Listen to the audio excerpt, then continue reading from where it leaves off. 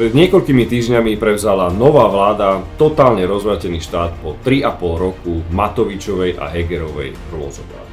Matovič a jeho družina, ktorí stále blúznia o tom, že verejné financie nechali v perfektnom stave.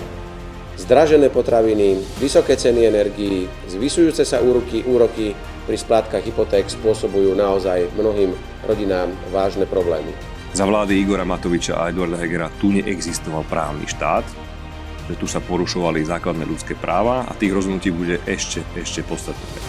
Nová vláda v tomto zúfalom stave Slovenska začala robiť presne to, čo zodpovedná vláda robiť má. Oproti cenám minulého roku, to znamená ceny za elektrickú energiu, za plyn a za teplo, čo sa týka pre domácnosti a vybrané zraniteľné subjekty sa nič nezmení. To znamená, nikto na faktúre neuvidí nárast cien.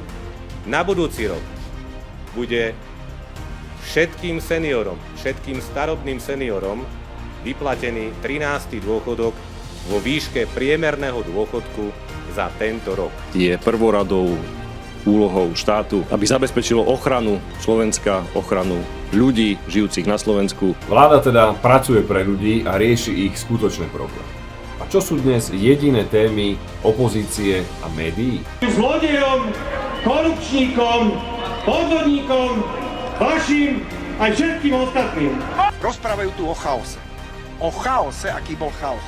Čo teraz robia? Tento šalát, čo dali, to čo je, aký chaos? Veď to ani chaos sa nedá nazvať, to je úplne čierna diera.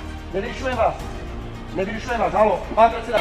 Danko, Fico a Pellegrini, všetci traja, žili iba v strachu a skončia v base. Ľudia jasne vidia, kto ponúka alternatívu pokoja, práce pre ľudí a postoj Slovensko na prvom mieste, a kto deštrukciu, vyvolávanie vášni a rozoštvávanie spoločnosti za každú cenu. Každý si môže vybrať, čo považuje za lepšiu voľbu pre seba a pre svoju vlast.